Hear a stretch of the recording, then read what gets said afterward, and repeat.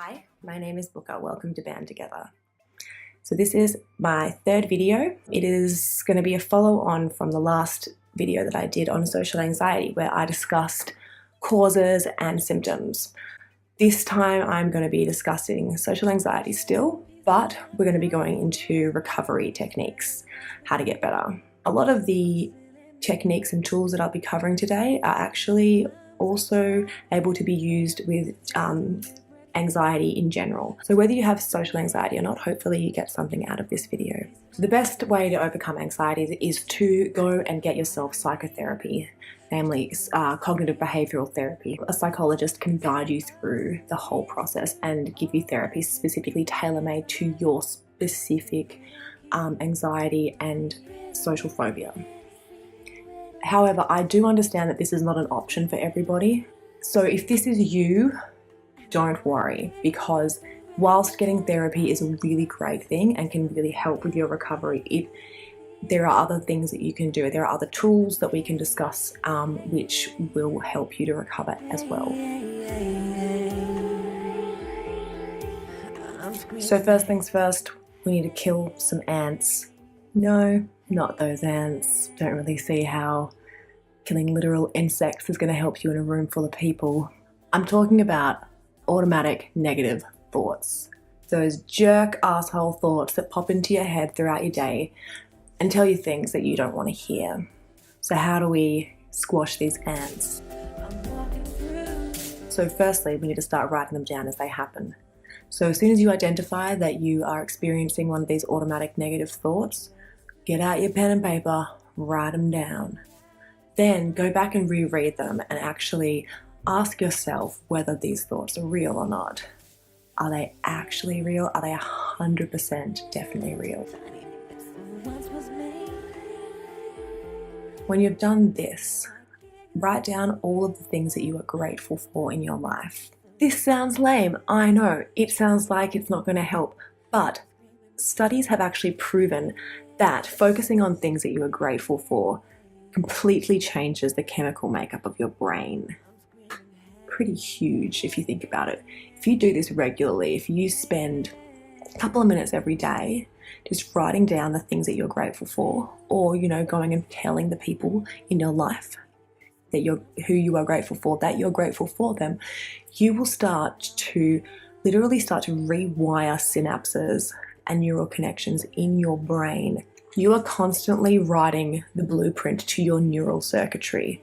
By practicing and engaging in positive thoughts, like things that you are grateful for in your life, you are reducing the strength of those connections in your brain that are negative and that are so used to bringing negative interpretations and thoughts about the world into your head. If you keep feeding and allowing and giving in to negative thoughts, then these thoughts are going to continue, and those neural connections in your brain that allow these thoughts and that have built these thoughts in the first place are going to just continue and strengthen. So you need to focus on the positive things in your life, things that you are grateful for, and start to reject negative thoughts as much as you can. If you notice yourself having a negative thought, nip it in the bud, write it down, think about it, and then focus on positive things. Eventually, you will start to more frequently be thinking about things that you're grateful for in your life than these negative thoughts.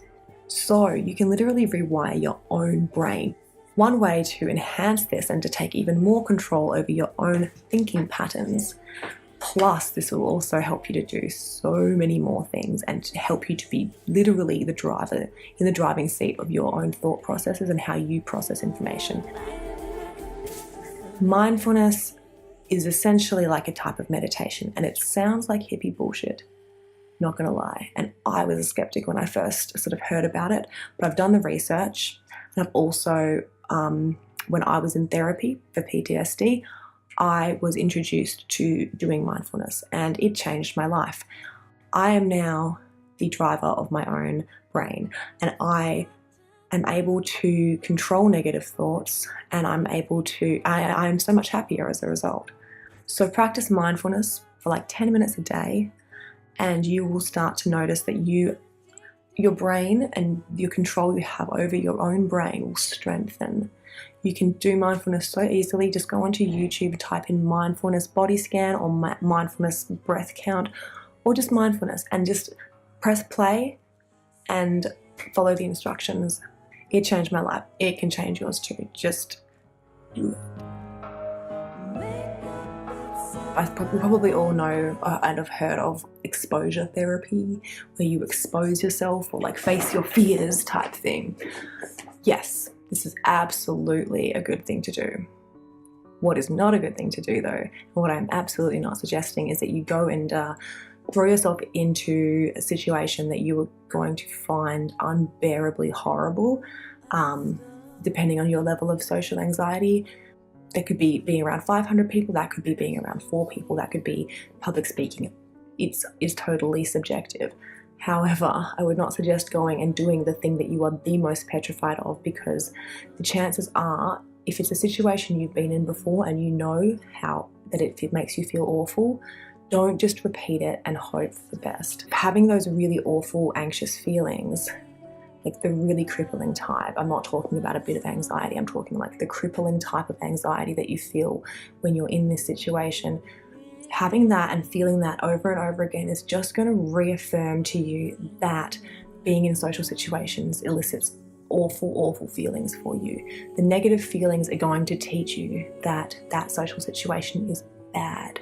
So what you want to do is build it up slowly. So you set yourself goals, little goals to work towards a much bigger goal. Every time you do it, you start to expose yourself more and more to something you're afraid of. So, if you're afraid of trees, you might expose yourself first to a leaf or a piece of, or a stick or some dirt, whatever it is, you just do it slowly. There is no goal too small, because you're going to just build a bigger one the next time, and it takes time to do it. Celebrate the wins, write down your goals and make them time specific and achievable. Make sure that you set yourself a time and date that you're going to go and do each goal, because otherwise we tend to just not ever get around to it. Small, achievable, realistic, time specific goals to work towards your overarching goal. So I've been doing a lot of research lately, to refresh my memory for these vlogs, and also to make sure that I have the most up-to-date current research in the field to be delivering to you. So the thing that I keep finding over and over again in the most up-to-date research is the importance of diet and exercise. Our brain is an organ, and we are our brain. Literally, everything that's going on inside our head is our entire consciousness, our thoughts, it's everything. If you're putting shit in your body, that's what this is eating. This is feeding off that. Things like sugar, if you have a high blood sugar, that sugar sits in your bloodstream and it eats and kills capillaries and cells. If you have a high blood sugar, our brain has got blood in it, a lot of blood. And so it can literally start to damage your brain. You can actually reverse some brain injury and effects of stroke and Alzheimer's degeneration through the correct proper diet. So try and cut out the shit in your diet. Start eating fruits and vegetables. Really cut out sugar, because sugar, as much as I freaking love sugar, like, oh my God, you know how much I love donuts? So much. It's okay for a treat, but like in general, it's really gonna affect your mental health. Our body and our brain are connected. Start to eat better. It will actually make a huge impact on how much anxiety you feel. Last but not least, exercise. Cliche sounding, I know. People are happier. Exercise releases dopamine and serotonin, and overall it is really, really, really good for your mental health. You get more oxygen flow in your body, which goes to your brain. So factor, your brain is healthier. The healthier your brain is, the less anxiety and things like that you're going to feel, the more effective all of the things, all of the tools that I have given you today, if you practice them, the more effective those tools will actually be when you practice them. So if you can do all of those things, then you will start to find that there will be a reduction in how much anxiety and social anxiety specifically that you feel. Thank you so much for joining me. Please click like and subscribe if you would like to see more videos like this. Next video I'm going to be discussing how we can help other people with mental illnesses, or people who come and tell us that they're not feeling okay. Thank you so much for joining me, guys, and have a lovely day.